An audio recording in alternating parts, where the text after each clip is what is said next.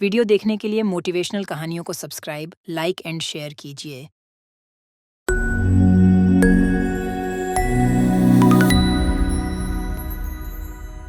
एक गांव में बबलू और गुड्डू नाम के दो भाई रहा करते थे। बबलू गुड्डू से उम्र में बड़ा था। गुड्डू से छोटी छोटी बात पर झगड़ा करता रहता था। इस बात से उसके पिता हरिया बहुत चिंतित रहा करते थे। एक दिन बबलू गुड्डू से बगैर किसी बात के झगड़ा कर रहा था कि तभी वहां पर हरिया आ गया। मेरी समझ में नहीं आता बबलू, आखिर तुम्हें गुड्डू से क्या समस्या है? तुम हर छोटी छोटी बात पर गुड्डू से झगड़ा करते रहते हो। हाँ, आप तो गुड्डू का ही पक्ष लेंगे पिताजी, क्योंकि ये आपका लाडला बेटा जो है। ऐसी बात नहीं है बेटा, जितना प्रेम मैं गुड्डू से करता हूँ उतना ही प्रेम मैं तुमसे भी करता हूँ। मेरी समझ में ये नहीं आता कि आखिर तुम्हारे दिमाग में इतनी नफरत भर कौन रहा है। झूठ मत बोलिए पिताजी, सच तो यह है कि आप गुड्डू को हमेशा से मुझसे ज्यादा प्रेम करते हैं। आप हमेशा गुड्डू का ही पक्ष लेते हो। आप गुड्डू की बड़ी से बड़ी गलतियों को ऐसे नजरअंदाज कर देते हो जैसे कि उसने कोई गलती की ही नहीं, बल्कि कोई महान कार्य किया हो। अपने बड़े भाई और पिता की बहस को गुड्डू काफी देर से सुन रहा था। वह बबलू की ओर देखकर बोला, ऐसी बात नहीं है भैया, जब मैं कोई गलती करता हूँ तो पिताजी मुझे डांटते भी हैं, लेकिन बस मेरी समझ में नहीं आता कि आखिर आपको मुझसे इतनी चिढ़ क्यों है। आखिर मैं आपका छोटा भाई हूँ। मेरा कोई छोटा भाई नहीं है, मैं अपनी माँ की इकलौती संतान हूँ, समझा। मेरी माँ के मरने के बाद पिताजी ने तुम्हारी माँ से विवाह कर लिया। तुम पिताजी की संतान जरूर हो, लेकिन मेरे कोई भाई भाई नहीं हो। बस बहुत हो गया बबलू, अब मुझे यह बताओ कि आखिर तुम गुड्डू से झगड़ा क्यों कर रहे थे? हमारे गांव की जमीन पर गुड्डू मुझसे बगैर पूछे एक ढाबा खोलने की तैयारी कर रहा था। उसे ढाबा खोलने के लिए मैंने ही बोला था। तुम तो कोई काम काज करते नहीं हो, और अब मैं बूढ़ा हो चुका हूँ। गुड्डू ही परिवार का खर्च उठाता है। बस अब यही सुनना बाकी रह गया था। तो आप ये कहना चाहते हैं कि मैं इसके टुकड़ों पर पल रहा हूँ? पिताजी, वो जमीन मेरी है, मैं उस जमीन पर गुड्डू को कोई ढाबा नहीं खोलने दूंगा। इतना कहकर बबलू क्रोधित होकर घर से बाहर निकल गया और गुड्डू अपने पिताजी की ओर देखकर बोला, अब आपको भैया से इतनी सख्ती से बात नहीं करनी चाहिए थी। पिताजी, आपने उनसे ऐसा क्यों कहा कि घर का खर्चा मैं ही उठाता हूँ? उनको कितना बुरा लगा होगा। तुम वाकई बहुत भोले हो गुड्डू। तुम्हारा बड़ा भाई तुमसे बगैर बात के झगड़ा करता रहता है, और फिर भी तुम्हारे मन में उसके लिए इतना प्रेम और स्नेह है।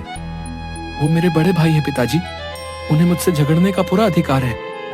भैया मन के इतने बुरे भी नहीं है पिताजी, उन्हें जरूर कोई मेरे खिलाफ और आपके खिलाफ भड़काता रहता है। मुझे याद है बचपन में जब मैं दूसरी कक्षा में था और भैया 5वीं कक्षा में थे, भैया मुझे कितने प्रेम से मेरी उंगली पकड़कर मुझे विद्यालय ले जाया करते थे।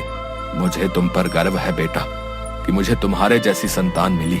उधर बबलू क्रोधित होकर सीधा गांव के व्यक्ति रोशन के पास पहुंच गया। रोशन एक कपटी व्यक्ति था जो अंदर ही अंदर हरिया से बहुत जलता था।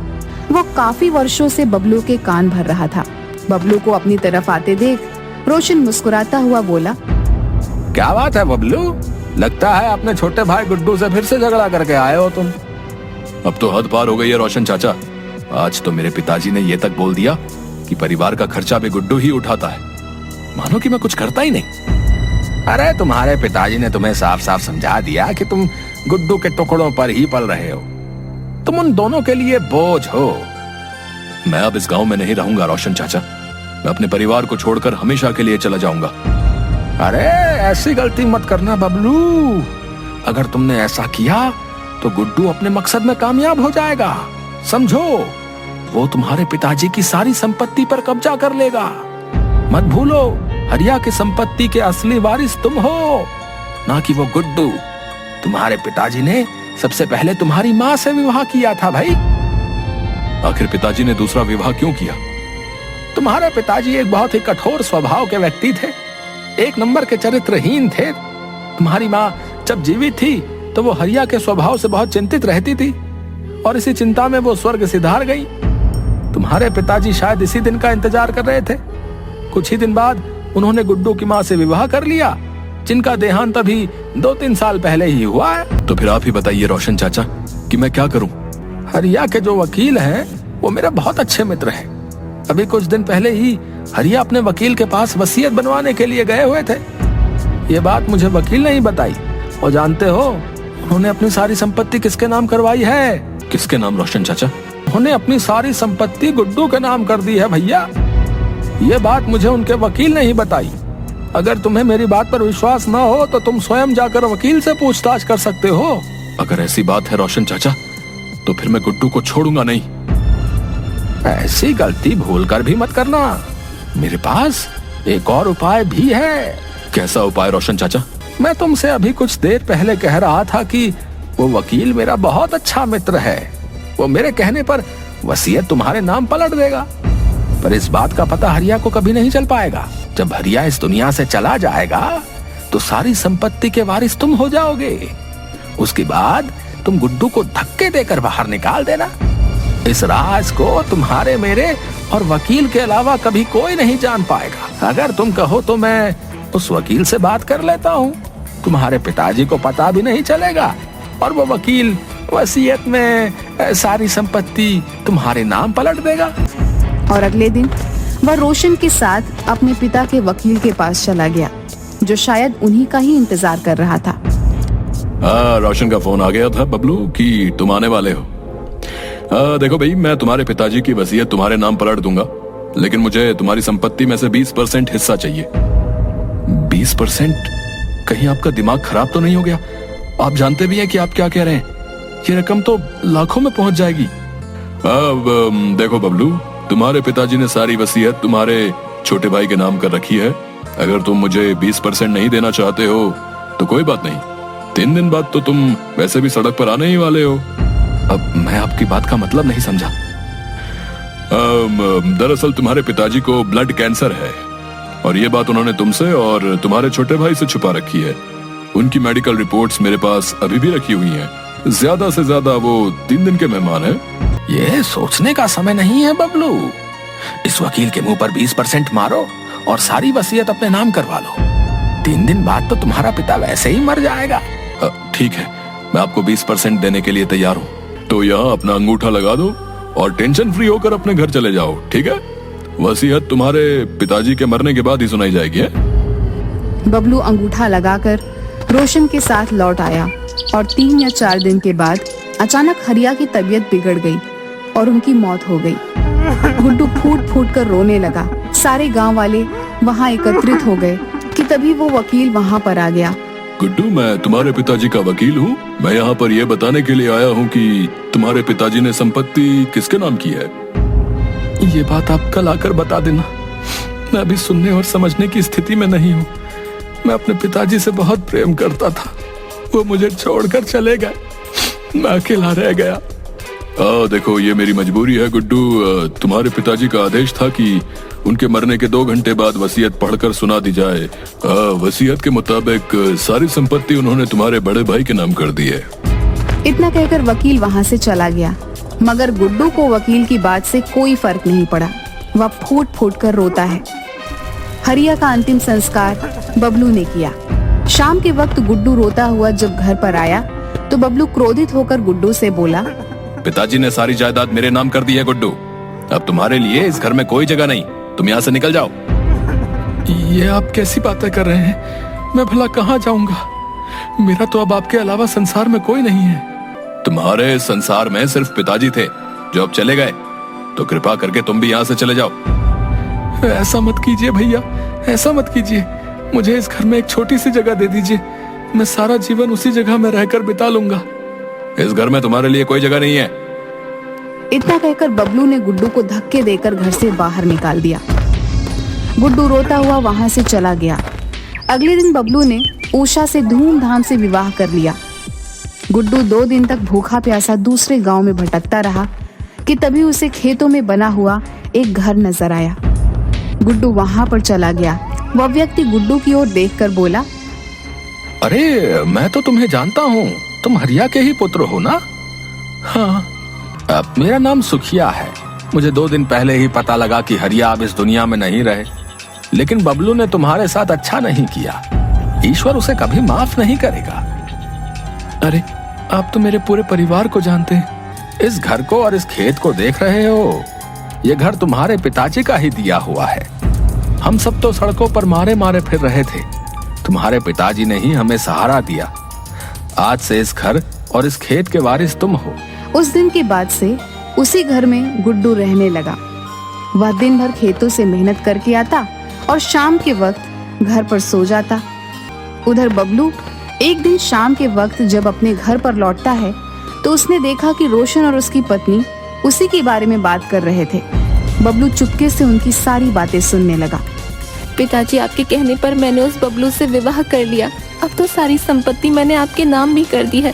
अब मुझे उससे छुटकारा दिलाइए। चिंता मत कर बेटी, मैं सही मौके की तलाश में हूँ। इस संपत्ति को हड़पने के लिए बरसों इंतजार किया है। मैं नहीं चाहता कि मेरी छोटी सी गलती मेरी वर्षों की मेहनत पर पानी फेर दे। हैं? मैं तो ये उपाय सोच रहा हूँ कि बबलू को जड़ से खत्म ही कर दिया जाए। यह सुनकर बबलू बुरी तरीके से आश्चर्य में पड़ गया और क्रोधित होकर सीधा रोशन के सामने आकर बोला, मुझे तुमसे ये उम्मीद नहीं थी रोशन। तो इसका मतलब पिताजी सही कहते थे। तुम हमेशा मेरे परिवार के खिलाफ मेरे कान भरते रहते थे। और उषा, तुम तो मेरी पत्नी हो। काहे की पत्नी? मैंने सिर्फ पिताजी के कहने पर तुमसे विवाह किया है। निकल जाओ यहाँ से, इससे पहले कि मैं तुम्हें धक्के देकर बाहर निकाल दूं। ये घर मेरा है नहीं, तुम्हारा था। तुम्हें शायद याद नहीं कि तुमने उस वकील के यहाँ पर अंगूठा भी लगाया था और जायदाद हथिया ली थी। उसी वकील ने वसीयत पर तुम्हारा नाम नहीं बल्कि मेरा नाम लिखा था।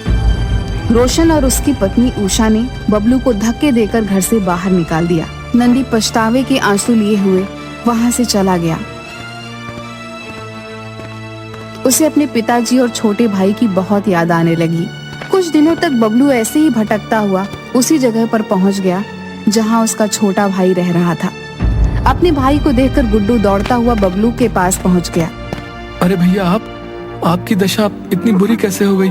बबलू ने रोते हुए सारी घटना अपने भाई गुड्डू को बता दी। चिंता मत कीजिए भैया, मैं हूं ना। मैंने तुम्हारे साथ कितना बुरा किया गुड्डू, और तुम?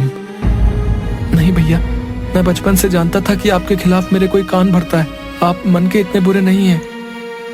तभी वहां पर एक कार आकर रुकी। कार के अंदर से हरिया का वकील निकलकर बाहर आ गया और बबलू और गुड्डू की ओर देखकर बोला, मैंने तुम दोनों को कहां कहां नहीं तलाश किया। मुझे माफ कर दो। मैंने तुम दोनों के साथ बहुत बुरा किया। ईश्वर ने मुझे इसकी सजा दे दी है। मुझे भी तुम्हारे पिताजी की तरह ब्लड कैंसर हो गया है और मैं भी कुछ दिनों का ही मेहमान हूँ। मरने से पहले मैं प्रायश्चित करना चाहता हूँ। आपने बहुत देर कर दी वकील साहब। रोशन ने सारी संपत्ति अपने नाम कर ली है। आपने जो अंगूठा मुझसे लगवाया था उसका फायदा मेरी पत्नी और रोशन दोनों ने उठाया। ऐसा नहीं है बबलू। दरअसल हरिया जी ने तुम दोनों को अपनी आधी आधी संपत्ति नाम की थी। आधी संपत्ति का वारिस गुड्डू आज भी है। रोशन ने सिर्फ तुम्हारे ही हिस्से की संपत्ति अपने नाम की है। ये क्या कह रहे हैं आप? मैं बिल्कुल ठीक कह रहा हूँ। बचपन से ही तुम्हारे पिताजी और छोटे भाई के खिलाफ तुम्हें भड़काता रहा, यहाँ तक कि उसने अपनी बेटी का विवाह भी तुम्हारा विश्वास जीतने के लिए कर दिया। मेरे पास उसके खिलाफ तमाम सबूत हैं। मैं पुलिस के सामने गवाही देने को तैयार हूँ। चलो मेरे साथ। बबलू और गुड्डू वकील के साथ पुलिस स्टेशन चले गए। पुलिस स्टेशन में वकील ने अपना जुर्म स्वीकार किया। जीत तो चाहता है वकील कि तुम्हें भी जेल की काल कोठरी में डाल दूं, लेकिन ईश्वर ने तुम्हें इससे कहीं बड़ी सजा दी है। इसके बाद पुलिस रोशन के घर के लिए निकल गई। पकड़ लो हवलदार ने। अरे अरे अरे, ऐसे कैसे घुसे जा रहे हो? अरे क्या गुंडागर्दी है भाई? अरे गुंडागर्दी तो अब हम दिखाएंगे कैसी होती है। अरे थाने ले चलो इन दोनों को। अरे साहब बताइए तो सही, क्या बात है? अगर हमसे कोई गलती हो गई है तो ले दे के रफा दफा करते हैं ना। इतनी तकलीफ ना लीजिए आप। एक ऑन ड्यूटी ऑफिसर को रिश्वत देता है? रुक तू, तेरे पे ऐसी धारा लगाऊंगा कि देखते हैं कि कैसे बाहर निकलता है। अरे रुक तू। पापा, ये सब क्या हो रहा है? और मेरे पापा को कहाँ ले जा रहे हो? मैं बताऊं कहाँ ले जा रहे हैं? तुम्हें तुम्हारे असली ससुराल। वहीं बैठकर बर्बाद करना तुम लोगों की जिंदगी। तुम अपना मुंह बंद करो, समझे? अरे चलो, अब सारी बातें यही करनी है क्या देवी? कुछ बातें थाने के लिए भी छोड़ दो। अरे ले चलो इन्हें। मेरे लिए फीमेल कांस्टेबल लाओ पहले, फिर यहाँ आना। उसका भी पूरा इंतजाम है। गाड़ी में सीसीटीवी कैमरा लगे हुए हैं। लाइव रिपोर्टिंग की जा रही है हेडक्वार्टर में। अब तो चल सकती हो ना? अरे ले चलो इन्हें। इतना कहकर इंस्पेक्टर ने रोशन और उसकी बेटी को गिरफ्तार करके जेल में भेज दिया। बबलू और गुड्डू सगे भाइयों की तरह आपस में फिर से रहने लगे। वीडियो देखने के लिए मोटिवेशनल कहानियों को सब्सक्राइब, लाइक एंड शेयर कीजिए।